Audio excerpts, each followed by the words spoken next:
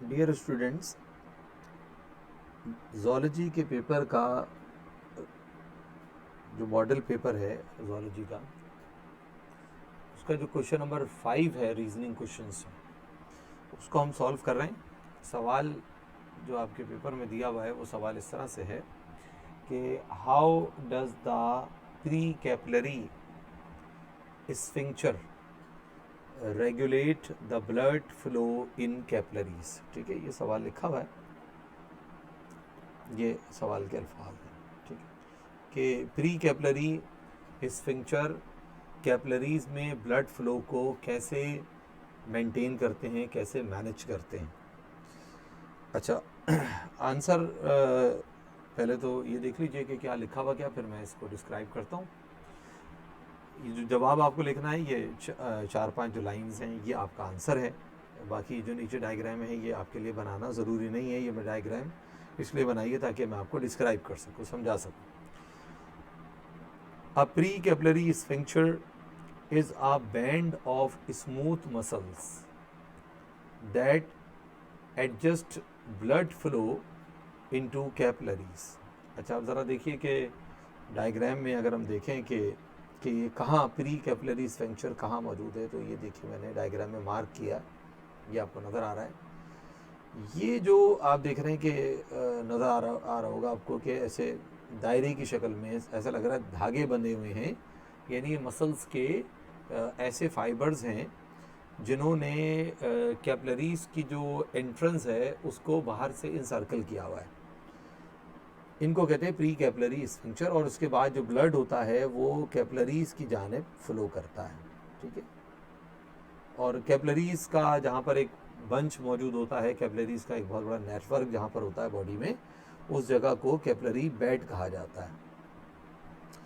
तो सवाल ये पूछा गया है कि pre capillary sphincter blood flow को कैपिलरीज के अंदर या कैपिलरी बेड के अंदर किस तरह से मैनेज करते हैं। अब जैसे कि मैंने आपसे कहा कि ये धागे की तरह के फाइबर लाइक स्ट्रक्चर्स हैं जिन्होंने कैपिलरीज की एंट्रेंस को बाहर से इंसर्कल किया हुआ है।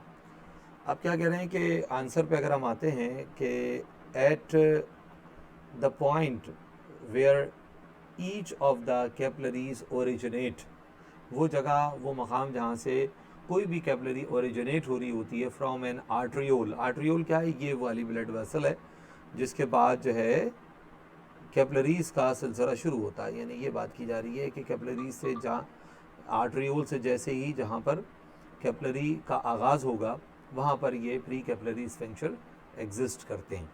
Pre capillary sphincter encircle the capillary. ठीक है, तो आर्ट्रियोल से जैसे ही कैपिलरी का आगाज़ होता है वहीं पर ये प्री कैपिलरी स्फिंक्चर पाए जाते हैं। The pre capillary sphincter regulate blood flow to the capillary bed. अब इनका काम है कि ये pre capillary sphincter blood flow को कैपिलरी बेड में मैनेज करते हैं, रेगुलेट करते हैं। कैसे करते हैं? अब उसका मैकेनिज्म लिखा हुआ है। व्हेन द स्फिंक्चर आर रिलैक्स्ड, अगर ये धागे रिलैक्स्ड हो जाएं, ब्लड इंटर्स इनटू द कैपिलरीज। जब ये धागे रिलैक्स हो जाते हैं तो जो ब्लड होता है वो कैपिलरीज में दाखिल होना शुरू हो जाता है। अब ये देखिए धागे हैं, अब ये धागे अगर रिलैक्स हो जाएंगे तो ये कैपिलरीज की जो दीवारें हैं उन पर दबाव ख़त्म हो जाएगा और जो ब्लड है वो बआसानी कैपिलरीज के अंदर यानी कैपिलरी बेड में फ्लो करता हुआ हमें नज़र आएगा। इसके बरखिलाफ़ अगर मैं ये कहूँ कि ये जो धागे हैं अगर ये कॉन्ट्रैक्ट हो जाए, क्योंकि ये स्मूथ मसल्स हैं ना, जैसे कि हमने शुरू में ये बात अर्ज़ की कि ये बुनियादी तौर पर स्मूथ मसल्स होते हैं। स्मूथ मसल बॉडी में जहाँ भी होंगे वहाँ पर कॉन्ट्रैक्शन और रिलैक्सेशन का अमल होता है। तो इसका मतलब ये हुआ कि जब ये धागे रिलैक्स होंगे तो ब्लड का जो फ्लो है वो कंटिन्यू हो जाएगा, ब्लड आसानी से दाखिल हो जाएगा कैपिलरीज में। लेकिन अगर ये धागे टाइट हो जाएं, स्मूथ मसल जो हैं वो इसके टाइट हो जाएं, तो ये क्या करते हैं कि ये इनको मजबूती से बंद कर देते हैं। ठीक है, नहीं ऐसा लग समझिए कि एक पाइप है और पाइप के बाहर धागा है, हमने धागे को टाइट कर दिया तो पाइप के अंदर जो फ्लो होगा, जो भी लिक्विड आगे जा रहा होगा वो नहीं जा पाएगा। या जैसे कोई एक ड्रिप का पाइप होता है, अगर मैं उसको अपनी उंगली, 2 उंगली और अंगूठे के बीच में ज़ोर से दबा दूंगा तो वो जो लिक्विड, वो जो दवा है उस पर जो फ्लो कर रही है वो फ्लो नहीं कर पाएगी। तो इस तरह से ये जो कैपिलरी प्री कैपिलरी स्टिंक्चर्स होते हैं ये ब्लड फ्लो को कैपिलरी बेड के अंदर कंट्रोल करते हैं, रेगुलेट करते हैं। ठीक है, तो ये आपका क्वेश्चन नंबर 5 का आंसर भी मुकम्मल हो गया।